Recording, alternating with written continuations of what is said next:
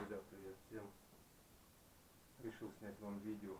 Моторами занимаюсь уже не первый день. А видео не выпускаю. Столкнулся с ситуацией, что в ютубе ее нет. Никто не снимает, может кому-то будет полезно.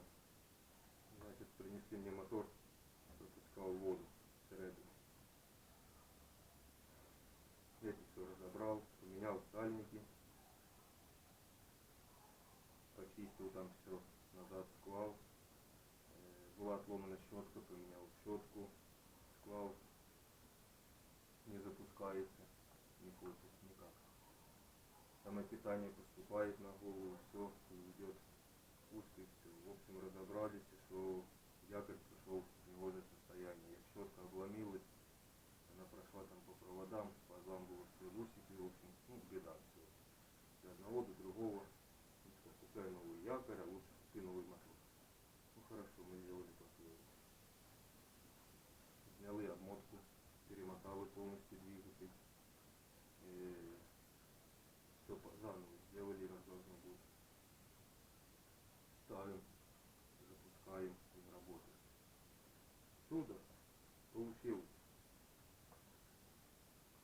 Все потом заново разобрал, прогерметил. Тут два сальника спереди стоит.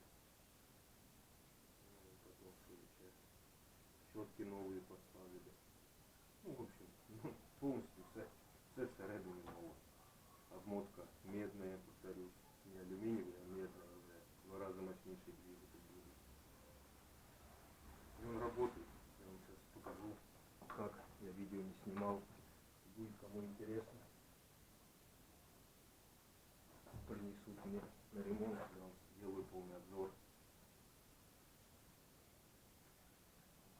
Вот вперед пошел первая скорость, вторая, третья, четвертая, пятая. Капитально. Назад. Первая, вторая, третья. Все работает. Ремонт человеку обошелся в районе 1400, 1350, точно не помню, в районе все. И всередине все стоит новое. Щетки, сальники и новый якорь. Новый абсолютно, новый перемотанный, все как положено. Все, друзья, кому будет интересно, продвигайте видео.